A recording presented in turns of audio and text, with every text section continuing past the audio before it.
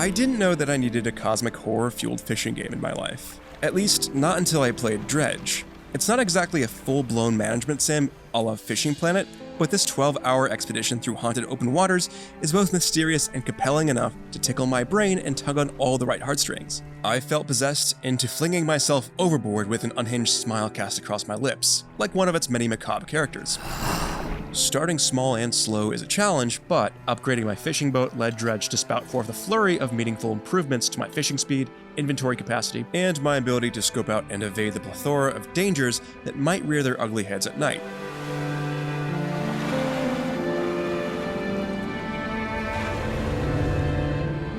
Managing this fishing boat is no plank walk. 5 unique zones fit cozily within its relatively compact open world, hiding enough secrets, quests, and unique varieties of cartilaginous fish to fill its duration without overstaying its welcome. All I know is that I'm a contract fisherman who's rescued by the townsfolk of a remote island settlement called Greater Marrow.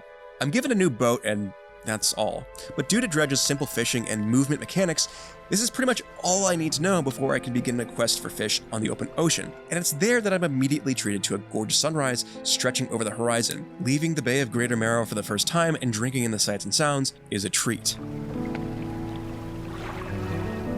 It's in its favor that it's so simple to pick up, both because its mesmerizing low-poly art style is so centric to its story, and because it doesn't really need me to understand too much to enjoy it. There's no combat to speak of, just sail around, catch fish, solve the occasional puzzle, and try to return home in one piece. In fact, most of Dredge's story revolves around simple fishing minigames that just have you pressing the DualSense controller's square button in a specific rhythm according to directions on screen. Or whatever controller you're using. It's forgiving in that no matter how many times you mess up the prompts, you won't lose the fish, only in-game hours. I even had a friend momentarily take over my controller through the PS5's Share Play feature, and reveled in watching how quickly they were able to pick up the mechanics. Controlling your boat through tight spaces and navigating harsh waters is a breeze, since moving forward and backward and braking is as simple as moving the left thumbstick back and forth, side to side.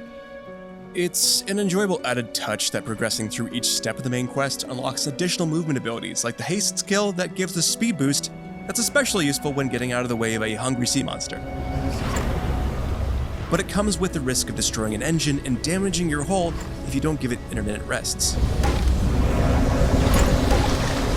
Dredge's story is intentionally cryptic at first glance, with your ship's bow providing minimal context to the series of events unraveling in front of your eyes. But what starts out as a relaxing fishing trip rapidly takes a darker turn through threatening encounters with the ocean's natural and supernatural denizens who turn hostile after dark. This tension is fleshed out through genuinely interesting and well-thought-out dialogue with townsfolk between quests, and the broader story's concealed undercurrents are cleverly pieced together in bottled notes found amidst the waves.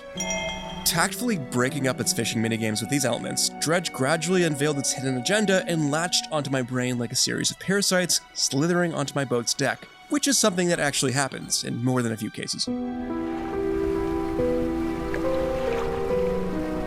Things heat up at night when the fog rolls in and your panic meter begins to increase in the darkness. The higher it goes, the more likely it is that monsters and other obstacles will spawn, so you have to balance that against turning on lights to temporarily lower your panic. Of course, light attracts monsters that will quickly destroy your boat's hull if you don't evade them, so it's a bit more challenging to manage than a simple fishing game.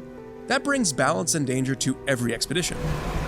Adding even more challenge, the world shifts around at night, meaning I sometimes ended up running headfirst into a rock that definitely wasn't there during the daytime. For this reason, it's never a great idea to make a beeline for the nearest port of call when panic sets in, at least not without making sure the next few feet in front of you are clear, which is made easier by upgrading your boat with bigger, brighter lights. This interaction between systems gives Dredge a layer of strategy that keeps things interesting, even when I'm not making substantial progress on the main quest. The Greater Marrow Lighthouse remains a central location no matter where you are on the map, but you still need to get there safely on your own gumption if you find yourself lost at sea. And because there is only one limited method of fast travel, the stakes are raised even further if you find yourself adrift after dark. Since time only moves when you move your ship or play a fishing minigame, the constant creeping fear of being snuck up on by a rogue sunset keeps my watchful eye pinned to the clock, which conveniently sits overhead at all times. Thanks to all that, I often found myself pulled along with Dredge's current, solving puzzles and gathering hidden relics as I carefully built up my ship and kept a stream of currency rolling in. Following the main quest is crucial to unlocking advanced fishing rods and nets, but most objectives are bite-sized, adding up to little more than fetch quests. They're made more worthwhile by the fact that each one contains interesting writing that fleshes out the world's lore or is somehow tied to the broader story, and the cast of characters are interesting and likable until the end. Likewise, completing quests is necessary to loosely flesh out your encyclopedia of up to 128 fish, but it's nice that I didn't need to catch them all if I didn't want to. But if you do want to, you'll need to grind. Each species of fish only shows up in certain environments that require specialized gear to fish in, and most only appear at certain times of day, including species that are necessary to solve certain puzzles and progress the main story. This made it important to max out my ship's hull so it could survive the long treks to other zones, which inevitably meant traveling at night. Upgrading the ship's hull largely centers around scavenging coastal shipwrecks, an activity that's a little more monotonous than it needs to be given how sparse resources can be, and how hard it can be to find certain crucial items like wooden planks early on.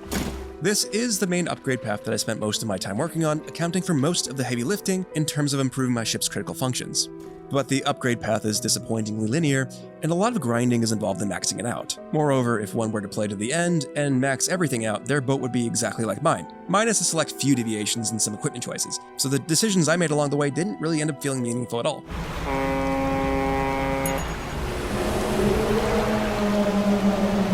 My tugboat is as fragile as it looks, meaning it only takes a few collisions, even small ones, to send me back to the dock where I most recently set sail. Full disclosure, autosaves are frequent in Dredge, conveniently taking place whenever you bring your ship into any port. Plus, docks are scattered liberally across the world map, so it never feels like a safe haven is too far away to have a fair chance at evading danger. It's great then that dropping anchor at a friendly settlement and sleeping through the night can eliminate your panic gauge so that you get a fresh start at the beginning of the following day.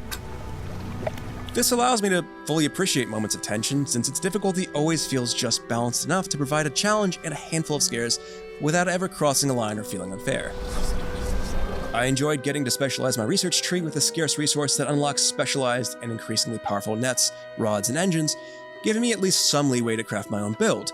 These choices would move me in the direction of certain quests faster, depending on which zones I wanted to explore first. For example, I installed a fishing rod early on that granted access to volcanic fishing holes, letting me solve the quests in the volcano-themed Devil's Spine zone at my own leisure. It's also really smooth. I can't think of a single moment I ran into a bug or a crash in my entire 12 hours playing Dredge, and this might be the first game in recent memory that I'm able to say this about. On the PS5, the DualSense controller emits satisfying pulses of feedback in response to the motion of the ocean, and even with a basic soundbar, the ambiance makes a strong impression.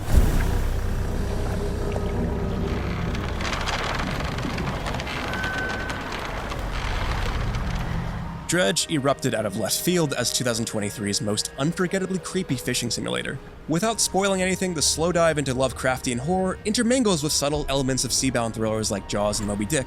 And yet, despite its twists, its fishing and sailing mechanics are simple enough to be relaxing, just as long as you don't stay up past dark. Its colorful graphics, intelligent story, and seafaring sound design are alluring, but calling it a management sim betrays how simple and approachable it is, though it may still not excite anyone in search of abyssal depths. Its world map, upgrade tree, and story offer more than enough interesting decisions of their own to make a 12-hour fishing expedition feel concise. At the same time, a lack of combat and meaningful customization give little weight to its excessive grinding, and these are clear opportunities for improvement on the next voyage. For more, check out our reviews of Mighty Doom and the Mage Seeker: A League of Legends story, and for everything else, stick with IGN.